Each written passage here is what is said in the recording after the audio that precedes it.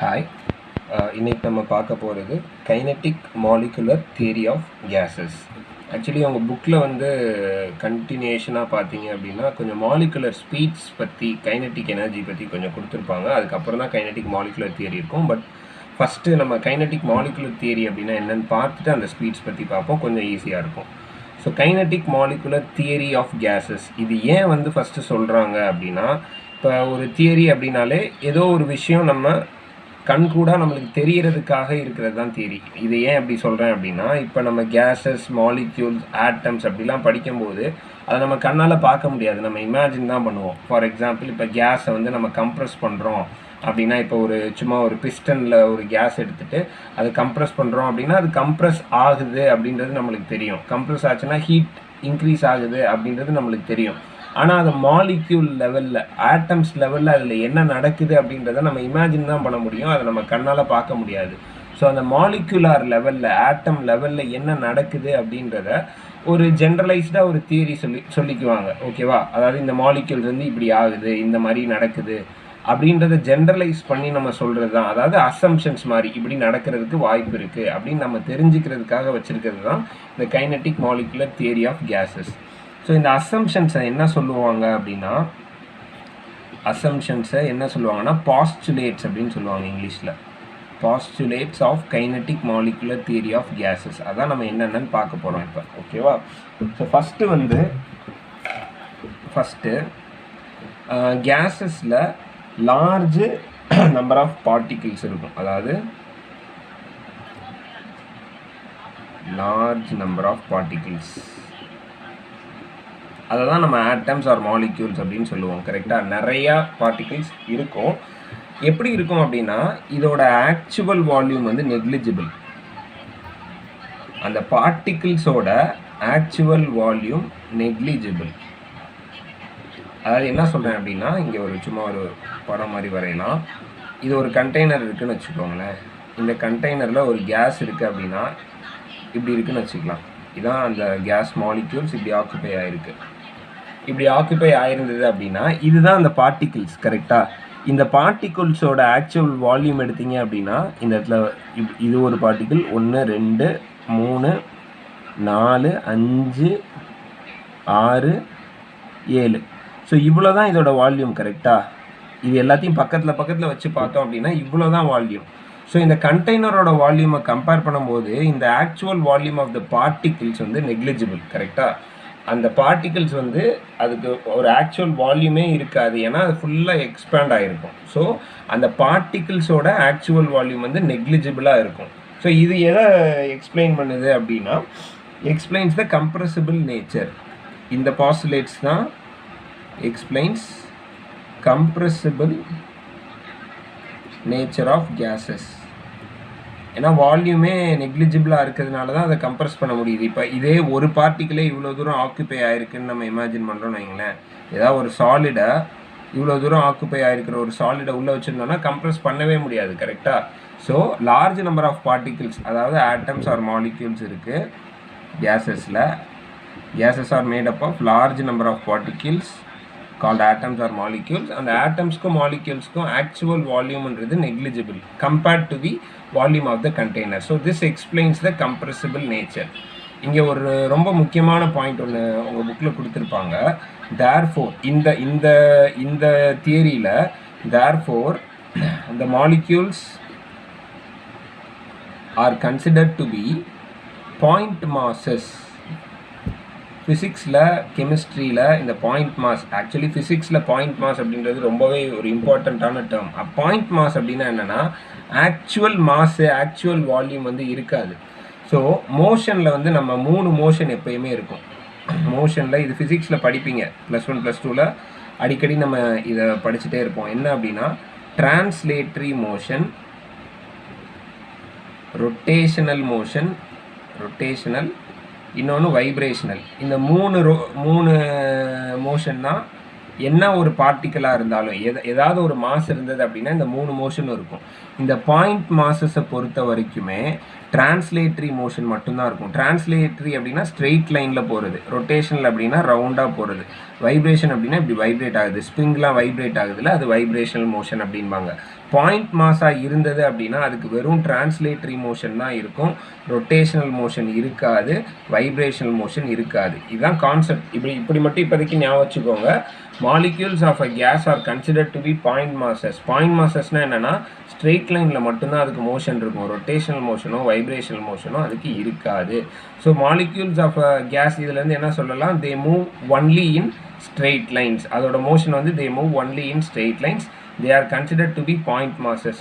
Point masses இன்னொன்று நீங்கள் என்ன ஞாபகம் வச்சுக்கணும்னா, பாயிண்ட் மாசஸ்க்கு வால்யூம் இருக்காது. வால்யூம் வந்து நெக்லிஜிபிளாக இருந்தால் அதெல்லாம் பாயிண்ட் மாசஸ் அப்படின்னு சொல்லுவாங்க. ஓகேவா? ஓகே, இது வந்து ஃபர்ஸ்ட் அசம்ப்ஷன். செகண்ட் வந்து intermolecular forces of attraction. Intermolecular forces of attraction. இப்போ கேஸில் மாலிக்யூல்ஸ் இருக்குது ரைட்டா, அந்த கேஸில் இருக்கிற மாலிக்யூல்ஸ்க்கு இன்டர்மாலிகுலர் ஃபோர்ஸஸ் ஆஃப் அட்ராக்ஷன் இருக்கும் ரைட்டா, அதுவும் நெக்லிஜிபிள். ஃபோர்ஸஸ் ஆஃப் அட்ராக்ஷன் இருக்கும், அதாவது வாண்டர் வால்ஸ் ஃபோர்ஸஸ் இருக்கும், பட் அதுவும் நெக்லிஜிபிள். ஸோ இது எதை எக்ஸ்பிளைன் பண்ணுது அப்படின்னா, gases expand. So this is the reason why gases expand, occupy whole volume. அது இப்போ இந்த கேஸ் மாலிக்யூல்ஸில் இந்த 2 மாலிக்யூல்ஸ்க்கு நடுவில் இன்டர்மாலிகுலர் அட்ராக்ஷன் வந்து நெக்லிஜிபிளாக இருந்தால் தான் ஒரு கண்டெய்னரில் போட்டோன்னா இது எங்கே வேணால் மூவ் ஆகிக்கும், இது எங்கே வேணால் மூவ் ஆகிக்கும். கரெக்டாக? ஃபோர்ஸஸ் ஆஃப் அட்ராக்ஷன் அதிகமாக இருந்ததுன்னா பக்கத்தில் இருக்கும். ஃபோர்ஸஸ் ஆஃப் அட்ராக்ஷன் கம்மியாக நெக்லிஜிபிளாக இருக்கிறதுனால தான் இது எங்கே வேணால் மூவ் ஆகிக்கும். அதனால தான் கேஸஸை நம்ம எங்கே அடைச்சாலும் அது எக்ஸ்பேண்ட் ஆகி ஆக்குபை த ஹோல் வால்யூம், எல்லா வால்யூமும் ஆக்குபை பண்ணிக்குது. ஸோ இது intermolecular forces of attraction are negligible இப்படின்றது ஒரு அசம்ஷன், ஒரு பாஸ்டுலேட். அடுத்து பார்ட்டிகிள்ஸ் ஆஃப் அ கேஸ். இப்போ பார்ட்டிகிள்ஸ்னு படிக்கிறோம் அப்படின்னா, இப்போ ஆக்சிஜன் கேஸ் இருந்துச்சுன்னா அதில் ஆக்சிஜன் ஆட்டம்ஸ் இருக்கும் ரைட்டா. இதே இது கார்பன் டை ஆக்சைடு கேஸ் அப்படின்னா கார்பன் டை ஆக்சைடு மாலிக்யூல்ஸ் இருக்கும். ஸோ மாலிக்யூல்ஸையும் ஆட்டம்ஸையும் ஜென்ரலைஸ்டாக சொல்கிறதுக்கு நம்ம பார்ட்டிகிள்ஸ் அப்படின்னு படிக்கிறோம். So particles of a gas are always at constant and random motion. அது என்ன சொல்கிறோம் அப்படின்னா, ஒரு கேஸ் எடுத்துக்கிட்டோம் அப்படின்னா அதில் இருக்கிற ஆட்டம்ஸோ மாலிக்யூல்ஸோ ரெஸ்ட்டில் இருக்கவே இருக்காது, கான்ஸ்டன்ட் அண்ட் ரேண்டம் மோஷன் இருந்துகிட்டே இருக்கும். சரியா? அதனால தான் இது எதை எக்ஸ்பிளைன் பண்ணுது, நோ டெஃபினட் ஷேப். கேஸஸ்க்கு வந்து ஒரு டெஃபினட் ஷேப் இருக்காது. ஏன் அப்படின்னா அந்த பார்ட்டிகிள்ஸ் எல்லாமே மூவ் ஆகிக்கிட்டே இருக்குது. கரெக்டாக இந்த டயக்ராமில் பார்த்தோம் அப்படின்னா ஆட்டம்ஸும் மாலிக்யூல்ஸும் அங்கேயும் இங்கேயும் மூவ் ஆகிட்டே இருக்கும்போது நம்மளால் ஒரு ஷேப்புக்குள்ளே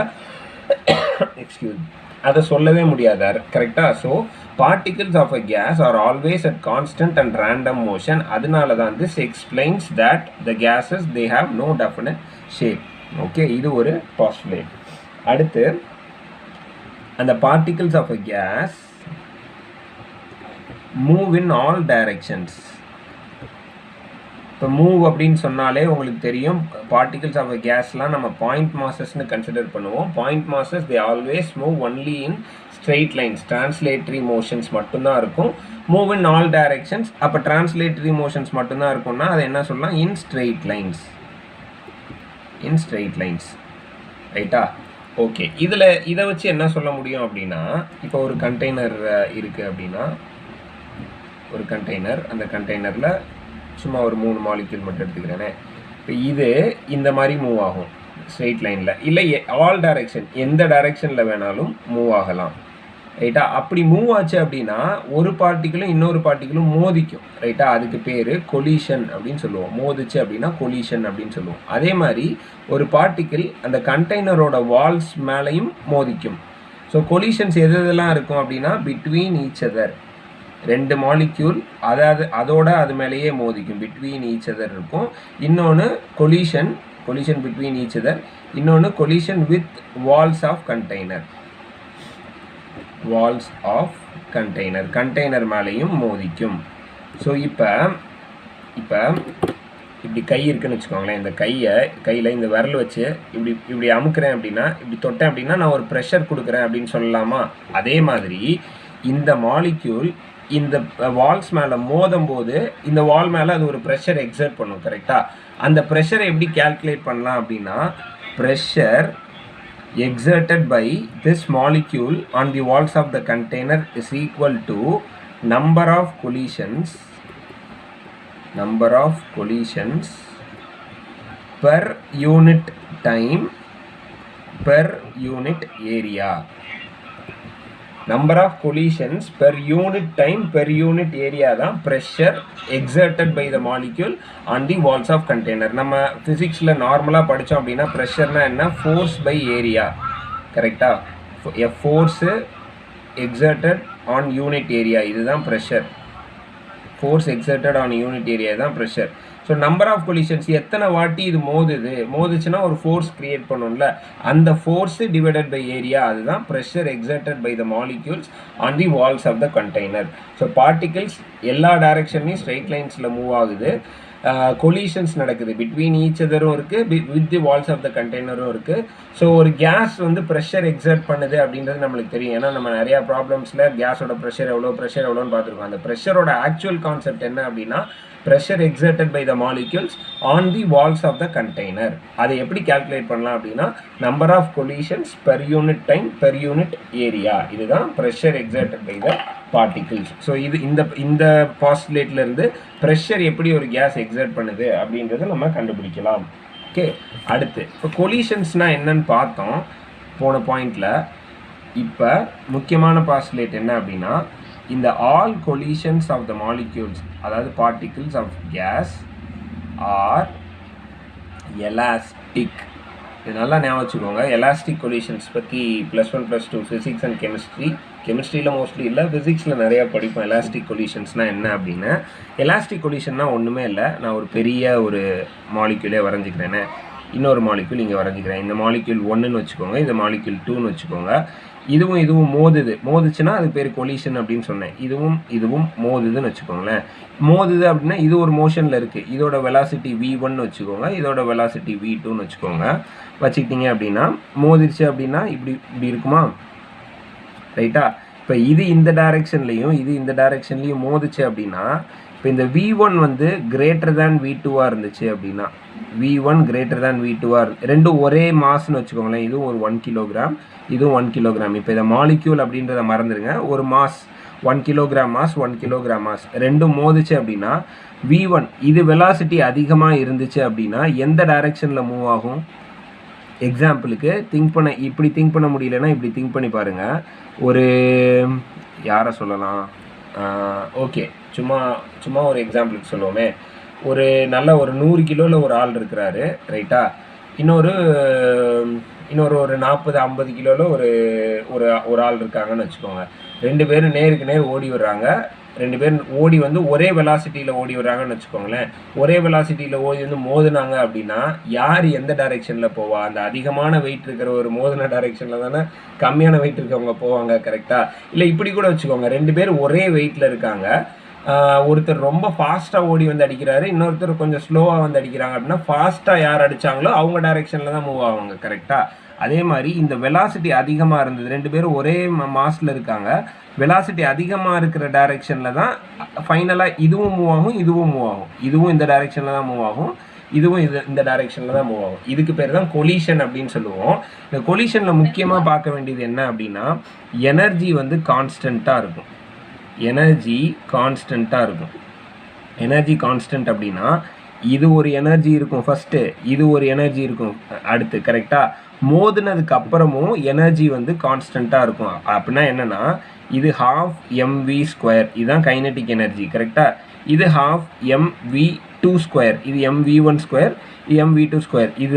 இது ப்ளஸ் இது ப்ளஸ் இது என்ன எனர்ஜி இருக்கோ அதுதான் ஃபைனலாக இங்கேயும் அதுதான் இருக்கும். ½ mv² அப்படின்ற ஒரு எனர்ஜி இதுக்கு கால்குலேட் பண்ணிங்கன்னா அந்த எனர்ஜி கான்ஸ்டண்ட்டாக இருக்கும். அதுக்கு பேர் தான் எலாஸ்டிக் கொலிஷன்.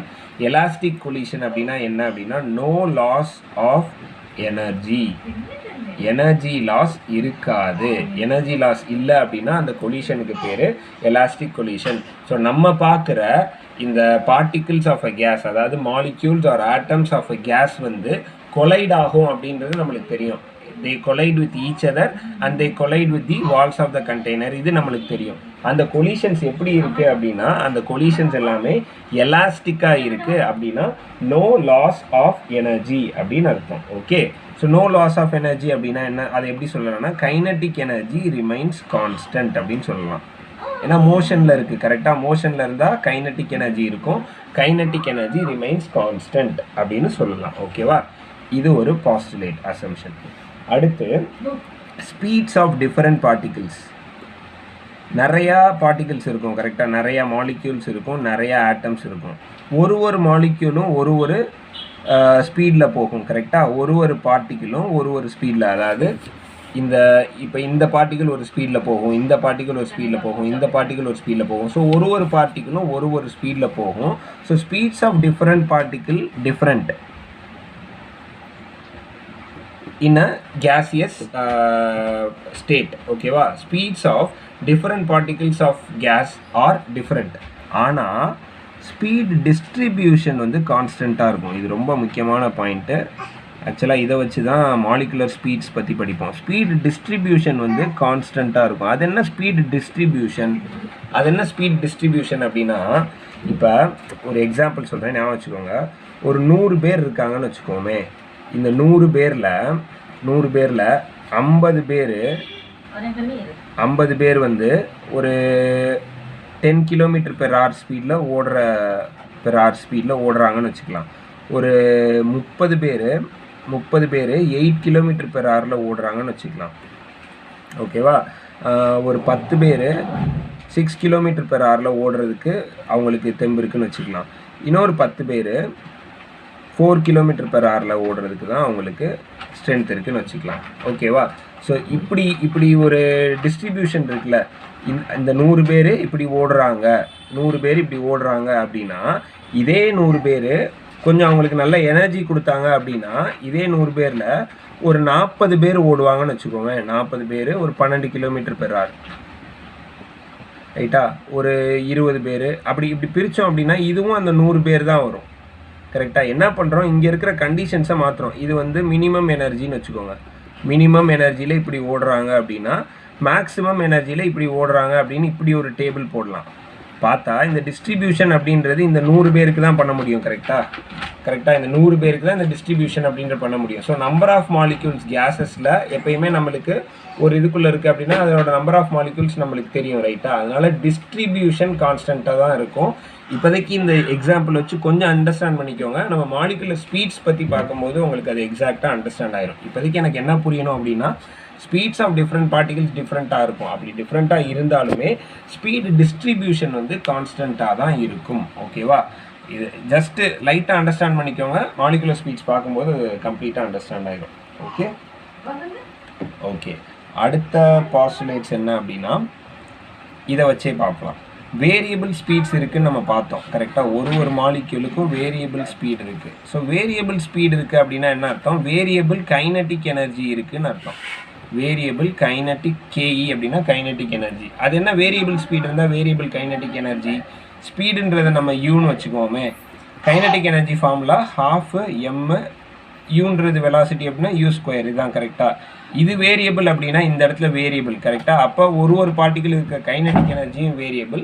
ஸோ இது வேரியபிள் கைனட்டிக் எனர்ஜி இருக்குது, கரெக்டாக. இப்போ இந்த கைனட்டிக் எனர்ஜி எதுக்கு ப்ரொபோஷ்னலாக இருக்கும் அப்படின்னா கைனட்டிக் எனர்ஜி எதுக்கு ப்ரொபோஷ்னலாக இருக்கும்னா ப்ரொபோஷ்னல் டு ஆப்சல்யூட் டெம்பரேச்சரை மட்டும்தான் டிபெண்ட் பண்ணி இருக்கும் கைனட்டிக் எனர்ஜி.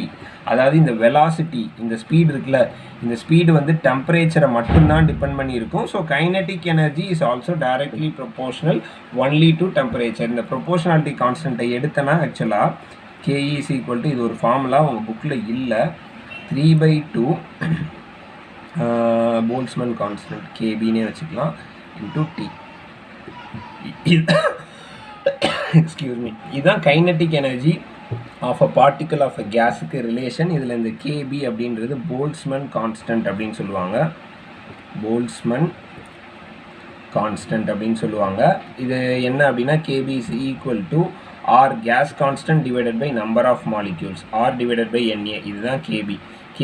கேபினா போல்ட்ஸ்மேன் கான்ஸ்டன்ட் சொல்லுவாங்க. போல்ட்ஸ்மேன் கான்ஸ்டன்ட் தான் R divided by NA. Kinetic energy is directly proportional to only to the temperature.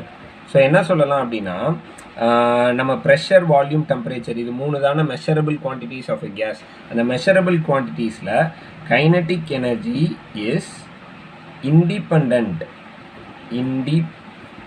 kinetic energy is independent of pressure and volume, depends only on temperature,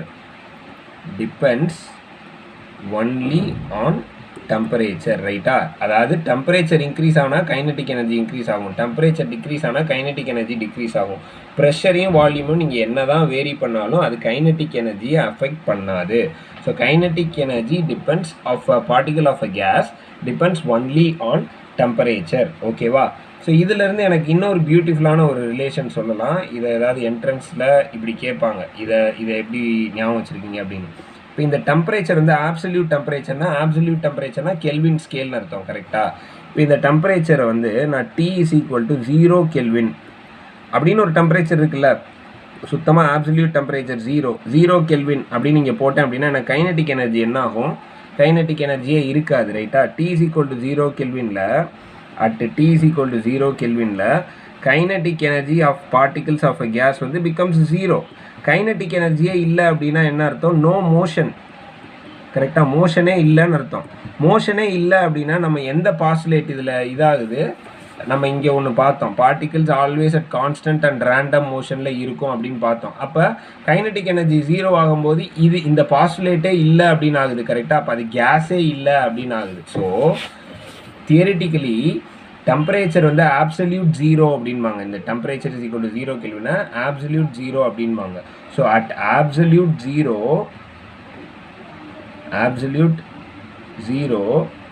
gases cease to exist அப்படின்பாங்க. இப்படி ஒரு வார்த்தை சொல்லுவாங்க. கேஸாகவே அது இருக்காது. cease to existனா அவ்வளோதான், முடிஞ்சு போச்சுன்னு அர்த்தம். At absolute 0 gases cease to exist. அது கைனடிக் எனர்ஜியும் இருக்காது, எதுவுமே இருக்காது, மோஷனே இருக்காது, அது கேஸாகவே இருக்காது. ஓகேவா? இது ஆக்சுவலாக ஒரு என்ன சொல்கிறது, ஒரு தியரிட்டிக்கலான ஒரு இமேஜினேஷன். அப்படி போகும்போது 0 கெல்வின் அப்படின்றத நம்மளால் அச்சீவ் பண்ணவே முடியாது. 0 கெல்வின் -273.15 டிகிரி செல்சியஸ் வந்து அச்சீவ் பண்ணவே முடியாது. ஒருவேளை அப்படி ஒரு டெம்பரேச்சர் இருந்துச்சு அப்படின்னா அதில் கேஸ் வந்து கேஸாக இருக்காது அப்படின்றது மட்டும் தெரிஞ்சுக்கோங்க. ஓகேவா? ஓகே. ஸோ இவ்வளோ தான் postulates of kinetic theory of gases. இதுதான் அசம்ஷன்ஸ். ஓகே, இதை வந்து உங்களுக்கு 5 மார்க்ஸில் இதில் அது கூட கேட்கலாம். Right about the postulates of kinetic theory of gases அப்படின்னா நம்ம இதை தான் எக்ஸ்பிளைன் பண்ண போகிறோம். ஒன்றுன்னா இது ஒரு பாஸ்டுலேட், இது ஒரு அசம்ஷன் அப்படின்னு எக்ஸ்பிளைன் பண்ணி அதுலேருந்து நம்ம என்னென்னலாம் அண்டர்ஸ்டாண்ட் பண்ணிக்கிறோம் அப்படின்றதையும் எழுதணும். ஓகேவா? இதெல்லாம் postulates of kinetic theory of gases, இல்லைனா kinetic molecular theory of gases அப்படின்னு சொல்லலாம். ஓகேவா? இப்போ அடுத்து நம்ம என்ன பார்க்க போகிறோம் அப்படின்னா மாலிகுலர் ஸ்பீட்ஸ் பற்றி பார்ப்போம் அப்படின்னு சொன்னேன். இதுதான் அவங்க புக்கில் ஃபஸ்ட்டு கொடுத்துருப்பாங்க. அதுக்கப்புறம் தான் பாஸ்டுலேட்ஸ் ஆஃப் கைனடிக் தியரி கொடுத்துருப்பாங்க. நம்ம இதை ரெண்டாவது பார்ப்போம், மாலிகுலர் ஸ்பீட்ஸ் பற்றி பார்ப்போம். மாலிகுலர் ஸ்பீட்ஸ் அப்படின்னாலே நான் ஃபஸ்ட்டு சும்மா இப்படி ஒரு கேஸ் எடுத்துக்குவோம். ஒரு கண்டெய்னரில் எடுத்தால் இதில் நிறைய நம்பர் ஆஃப் மாலிக்யூல்ஸ் இருக்கும், ரைட்டாக? n நம்பர் ஆஃப் மாலிக்யூல்ஸ் இருக்குதுன்னு வச்சுக்கோங்களேன். இது 1ன்னு வச்சா இதோட வெலாசிட்டியை நான் U1 எடுத்துக்கிறேன், இது U2, இது U3, இது U4, இப்படியே நம்மளுக்கு நிறையா UN வரைக்கும் இருக்கும், கரெக்டாக? U8 சம்திங் இப்படி n வெலாசிட்டிஸ் இருக்குது. ஏன்னா all particles of a gas move with different velocities, ரைட்டாக? அதனால் நான் இது எல்லாத்தையும் கான்ஸ்டன்ட்னு சொல்ல முடியாது. இது ஒரு வெலாசிட்டி இருக்கும். ஸோ இதுக்கு நான் ஆவரேஜ் வெலாசிட்டி வேணும் அப்படின்னா என்ன போடணும்? ஆவரேஜ் வெலாசிட்டி வேணும் அப்படின்னா எல்லாத்தையும் ஆட் பண்ணணும். U1, U2, U3 இப்படி எல்லாத்தையும் ஆட் பண்ணணும், கரெக்டாக? எப்படி UN வரைக்கும் ஆட் பண்ணணும். டிவைடட் பை என்ன பண்ணுவோம்? n போடுவோம். ஆக்சுவலாக ஆவரேஜ் எடுக்கிறது இப்போ 5 பேரோட மார்க்கோட ஆவரேஜ் வேணும் அப்படின்னா 5 பேரோட மார்க்கையும் கூட்டி 5ஆல் டிவைட் பண்ணால் ஆவரேஜ் வரும். கரெக்டாக அதே தான் எல்லா வெலாசிட்டியும் கூட்டி எத்தனை number of velocities total number of molecules என்னால் டிவைட் பண்ணோம் அப்படின்னா ஆவரேஜ் வெலாசிட்டியை UAV அப்படின்னு உங்கள் புக்கில் டினோட் பண்ணியிருப்பாங்க. இது ஆவரேஜ் வெலாசிட்டி. எதுக்கு ஆவரேஜ் வெலாசிட்டி கண்டுபிடிக்கிறோம் அப்படின்னா எப்பயுமே நம்ம யூஸ்வலாக என்ன பண்ணுவோம், இப்போ கிளாஸில் ஆவரேஜ் மார்க் எதுக்கு கண்டுபிடிக்கிறாங்க அப்படின்னா, இப்போ ஒரு ஃபிசிக்ஸ் டீச்சர் இருக்காங்க அப்படின்னா இவங்க கிளாஸில் 80% ஆவரேஜ் அப்படின்னா ஓகே நல்லா எடுத்திருக்காங்க, எல்லாரையுமே கிட்டத்தட்ட 80க்கு ஆவரேஜாக ஸ்கோர் பண்ண வச்சுருக்காங்க. ஒரு சோஷியல் சயின்ஸ் டீச்சர் வந்து 60 தான் ஆவரேஜ் வச்சுருக்காங்கன்னா கம்பேரிட்டிவ்லி அந்த ஃபிசிக்ஸ் டீச்சரோட இந்த சோஷியல் சயின்ஸ் டீச்சரோட ஆவரேஜ் வந்து 60 தான் இருக்குது. ஸ்டூடெண்ட்ஸ் வந்து எல்லாரையும் ஆவரேஜாக 60 தான் எடுக்க வச்சுருக்காங்க. இப்படி ஒரு அண்டர்ஸ்டாண்டிங்காக தான் இந்த நம்பர்ஸ், இந்த ஆவரேஜ், ஸ்டாட்டிஸ்டிக்ஸ் அண்ட் ப்ராபபிலிட்டி அப்படின்னு மேக்ஸில் படிப்போம். இந்த ஸ்டாட்டிஸ்டிக்ஸ் எல்லாமே இந்த நம்பர்ஸ், ஆவரேஜ் தான் நம்ம மீன் அப்படின்னு சொல்லுவோம். ஆவரேஜ், ஸ்டாண்டர்ட் டீவியேஷன், வேரியன்ஸ், இதெல்லாம் எதுக்கு பார்க்குறோம் அப்படின்னா it will give some information about the system. இவங்க என்ன பண்ணுறாங்க, இது எப்படி இருக்குது, இந்த நம்பர் எப்படி இருக்குது அப்படின்றத அதை நம்மளுக்கு சொல்கிறதுக்கான நம்பர்ஸ் தான் இந்த ஆவரேஜ் எல்லாமே. ஓகேவா? ஸோ ஆவரேஜ் வெலாசிட்டி வந்து it gives an idea. Average velocity இவ்வளோ இருக்குது அப்படின்னா it gives an idea about the system. அதுக்காக தான் நம்ம ஆவரேஜ் வெலாசிட்டி என்னன்னு பார்க்குறோம். ஓகே, அடுத்து ரூட் மீன் ஸ்கொயர் வெலாசிட்டி அப்படின்னு ஒன்று பார்ப்போம். இது ஆக்சுவலாக என்ன அப்படின்னா, இப்போ நான் ஆவரேஜ் வெலாசிட்டி ஏன் பார்க்குறோம் அப்படின்றதுக்கு ஒரு ரீசன் சொன்னேன்ல, அதே மாதிரி மோஸ்ட்லி ஆவரேஜ் வெலாசிட்டி வந்து ஒரு ரஃப்பான ஐடியா தான் கொடுக்கும். இது இந்த மாதிரி கிளாஸ் டீச்சரோட பெர்ஃபார்மன்ஸ் அதுக்கெலாம் ஆவரேஜ் வந்து ஈஸியாக இருக்கும் நம்மளுக்கு. ஆனால் இந்த மாதிரி நம்ம ஃபிசிக்கல் குவான்டிட்டிஸ்லாம் எடுக்கும்போது ஆவரேஜ் வெலாசிட்டியை விட ரூட் மீன் ஸ்கொயர் வெலாசிட்டி வந்து இன்னும் நம்மளுக்கு கொஞ்சம் பெட்டர் ஐடியாவை தரும். ஆக்சுவலாக கரண்ட் எலக்ட்ரிசிட்டியில் வந்து ஆல்டர்னேட்டிங் கரண்ட் பற்றி படிக்கும்போது +1 +2ல் இந்த ஆர்எம்எஸ் வேல்யூ அப்படின்றது ரொம்ப இம்பார்ட்டண்ட்டாக படிப்போம். ஸோ அங்கே நம்ம இன்னும் டீட்டெயிலாக பார்த்துக்கலாம். இப்போதைக்கு இது என்னன்னு மட்டும் தெரிஞ்சுக்கோங்க. ஆர்எம்எஸ் வந்து it gives more information than average. அதை மட்டும் இப்போதைக்கு அண்டர்ஸ்டாண்ட் பண்ணிக்கோங்க. ஆவரேஜ் பார்க்குறத விட ஆர்எம்எஸ் பார்த்தோம் அப்படின்னா it gives more inside, it gives more idea அப்படின்றத மட்டும் ஞாபகம் வச்சுக்கோங்க. ஆர்எம்எஸ் எப்படி எடுக்கிறது, ஆர்எம்எஸ்னால் ஒன்றும் இல்லை, ரூட் மீன் ஸ்கொயரை தான் ஆர்எம்எஸ். ஓகேவா? இப்போ இது எப்படி எடுக்கிறது அப்படின்னா ஸ்கொயர் இருக்கா, அதனால என்ன பண்ணணும், எல்லாத்தையும் ஸ்கொயர் பண்ணணும். U1 ஸ்கொயர், U2 ஸ்கொயர், இப்படியே எல்லாத்தையும் UN ஸ்கொயர். ஸோ ஸ்கொயர் பண்ணியாச்சு. மீன் ஸ்கொயர், மீன் அப்படின்னா என்ன, ஆவரேஜ்னு அர்த்தம். மீன் எடுக்கணும் அப்படின்னா எல்லாத்தையும் ஆட் பண்ணி எல்லாத்தையும் மொத்தமாக டிவைடட் பை n போட்டால் இதுதான் மீன். ரைட்டா? ரூட் மீன் ஸ்கொயர் எடுத்தோம், மீன் போட்டோம், அதுக்கு ரூட் போட்டோம் அப்படின்னா இதுதான் ரூட் மீன் ஸ்கொயர். இதுதான் root mean square velocity. So root mean square velocity எப்படி கண்டுபிடிக்கிறாங்க அப்படின்னா ஃபஸ்ட்டு ஸ்கொயர் பண்ணுறாங்க எல்லா வெலாசிட்டிஸையும், அதோட ஆவரேஜ் எடுக்கிறாங்க, எடுத்து அதோட ஆவரேஜ்னால் மீன் எடுக்கிறாங்க, அதான் மீன் ஸ்கொயர் அதுக்கு மீன் எடுத்து ரூட் போட்டோம் அப்படின்னா ரூட் மீன் ஸ்கொயர் வெலாசிட்டி. இந்த வேல்யூ வந்து ஆவரேஜ் வெலாசிட்டியோட வேல்யூ தெரிஞ்சால் ஒரு இப்படி தான் இருக்கும் இந்த சிஸ்டம் அப்படின்னு நம்ம எப்படி இமேஜின் பண்ணுறோமோ, RMS it gives more insight into the behaviour of the system அப்படின்னு மட்டும் இப்போ ஞாபகம் வச்சுக்கோங்க. ஆவரேஜ் எடுத்தால் பெஸ்ட்டாக, ஆர்எம்எஸ் எடுத்தால் பெஸ்ட்டாக, ஆர்எம்எஸ் எடுத்தால் தான் பெஸ்ட்டு. ஓகேவா? இப்போதைக்கு அப்படி மட்டும் ஞாபகம் வச்சுக்கோங்க. இன்னொன்று வந்து மோஸ்ட் ப்ராபபிள் ஸ்பீட் அப்படின்னு ஒரு ஸ்பீட் இருக்குது. மோஸ்ட் ப்ராபபிள் ஸ்பீட் அப்படின்னா என்னென்னா, இங்கிலீஷ் உங்களுக்கு அண்டர்ஸ்டாண்ட் ஆச்சுனாலே உங்களுக்கே தெரியும் யார் அதிகமான ஸ்பீடு எத்தனை பேருக்கு இருக்குது, அதிகமாக இருக்குது, அதுதான் மோஸ்ட் ப்ராபபிள் ஸ்பீட். எக்ஸாம்பிளுக்கு என்ன அப்படின்னா, இப்போ ஒரு 100 மாலிக்யூல்ஸ் இருக்குது. 100 மாலிக்யூல்ஸில் இப்படி வச்சுக்கலாமே, ஒரு 50 மாலிக்யூலுக்கு வந்து 8 மீட்டர்/செகண்ட். ஓகே, ஒரு 30 மாலிக்யூலுக்கு வந்து 12 மீட்டர்/செகண்ட். இன்னொரு 20 மாலிக்யூலுக்கு வந்து 100 மீட்டர்/செகண்டே இருக்குன்னு வச்சுக்கோமே.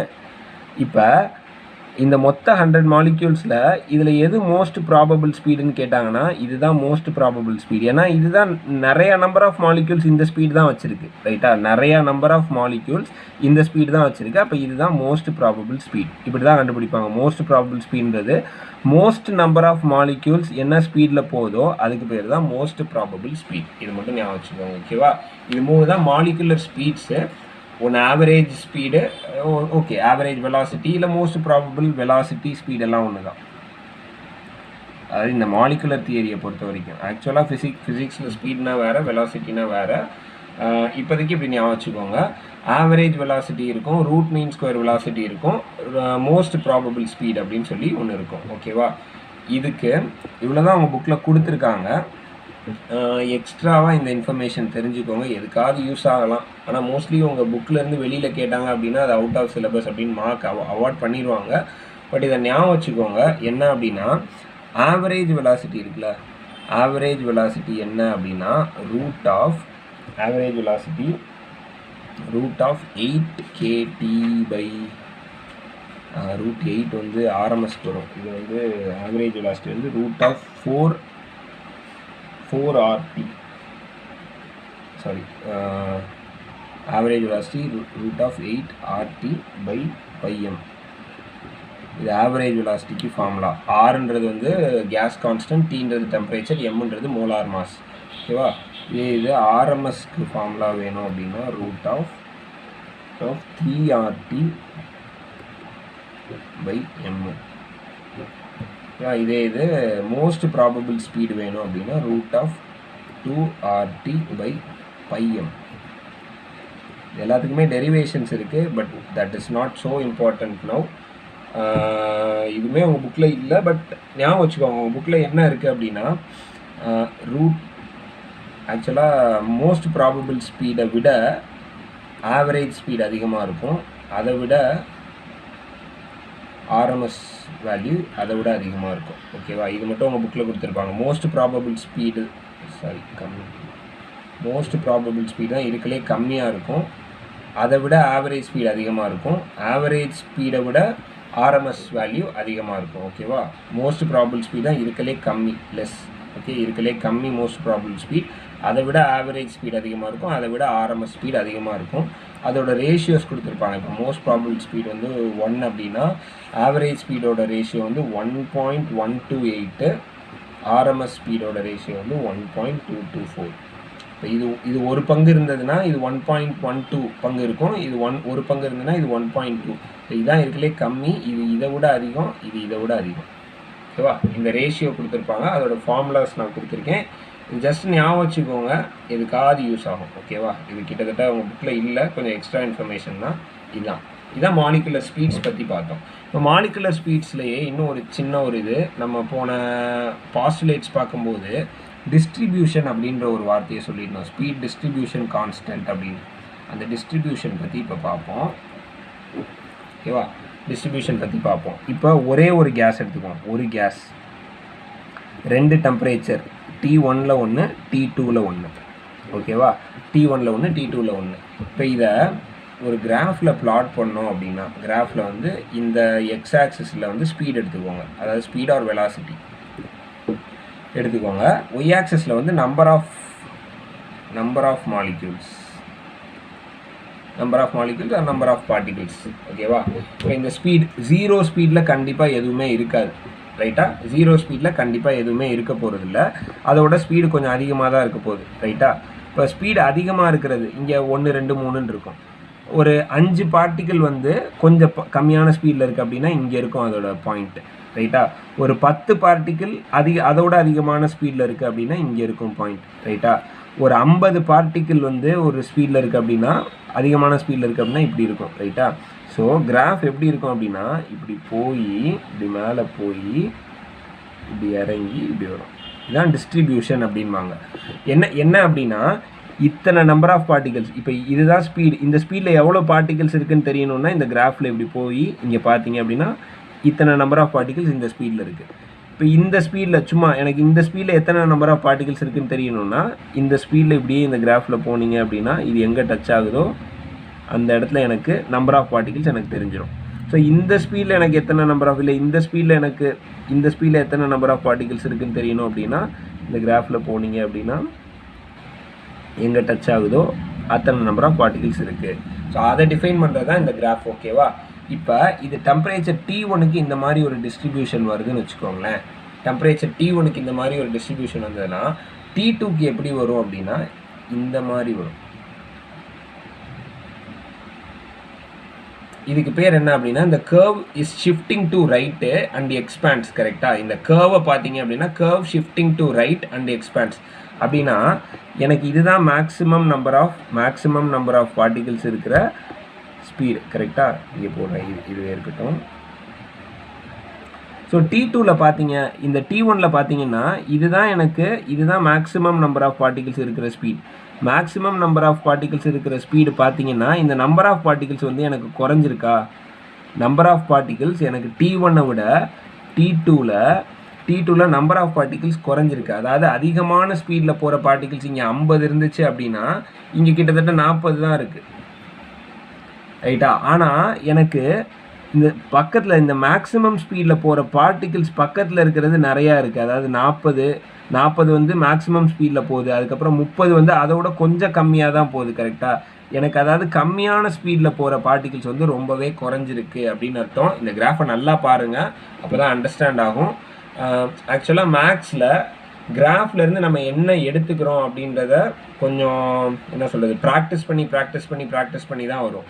இங்கேருந்து என்ன சொல்கிறேன் அப்படின்றத இந்த கிராஃபை பார்த்து அண்டர்ஸ்டாண்ட் பண்ணுங்கள். என்ன அப்படின்னா, number of particles with maximum speed எனக்கு அதிகமாக இருக்குது. ரைட்டா? ஆனால் எனக்கு இந்த கிராஃபில் number of particles with maximum speed எனக்கு கம்மியாக இருக்குது. ரைட்டா? கம்மியாக இருக்குது. ஆனால் எனக்கு டிஸ்ட்ரிபியூஷன் அதிகமாக இருக்குது. இங்கே நிறையா இருக்கும், இங்கே நிறையா இருக்கும், இங்கே நிறையா இருக்கும், இங்கே நிறையா இருக்கும். அதாவது number of particles with nearest speeds, maximum ஸ்பீடுக்கு பக்கத்தில் நிறையா பார்ட்டிகிள்ஸ் இருக்குது. ஆனால் இங்கே எனக்கு மேக்ஸிமம் ஸ்பீடுக்கு பக்கத்தில் நிறையா பார்ட்டிகிள்ஸ் இல்லை.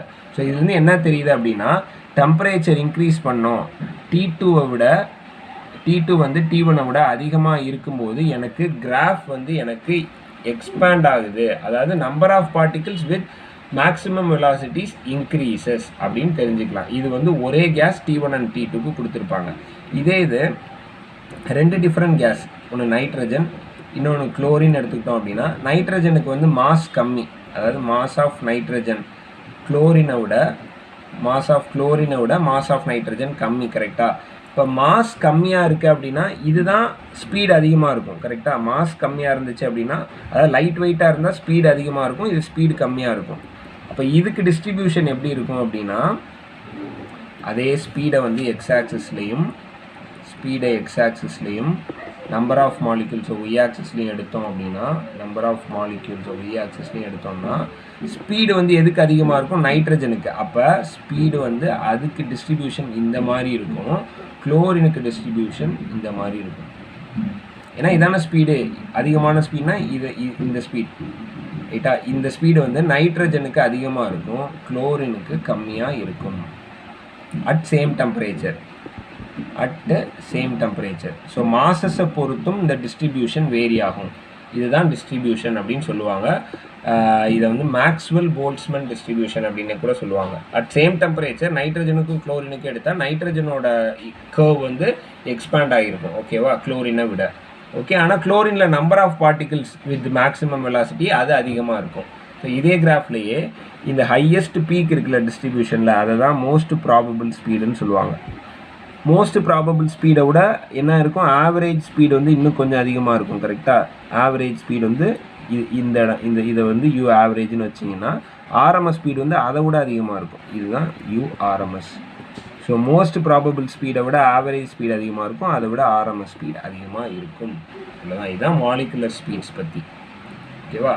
மறுபடியும் புக்கை ரீட் பண்ணி பாருங்கள். புக்கையும் நல்லா ரீட் பண்ணுங்கள், இதையும் கொஞ்சம் பார்த்துக்கோங்க. கிராஃப்ஸை மறுபடியும் பார்க்க ஆரம்பிச்சிங்கனாலே அதுலேருந்து நிறையா இன்ஃபர்மேஷன் உங்களுக்கு புரிய ஆரம்பிக்கும். இதையும் தாண்டி ஏதாவது இந்த கிராஃபில் புரியலை, ஏன்னா கொஞ்சம் நான் எக்ஸ்பிளைன் பண்ணது நான் என்ன நினச்சி எக்ஸ்பிளைன் பண்ணுவேன்னா, ஓகே இப்படி சொன்னால் புரியும் அப்படின்னு. பட் உங்களுக்கு என்ன டவுட்ஸ் இருந்தாலும் you can ask me, I will explain it again. Okay. So that's all about this video. molecular theory, kinetic molecular theory of gases and molecular speeds and distributions பற்றி பார்த்துருக்கோம். Okay, thank you.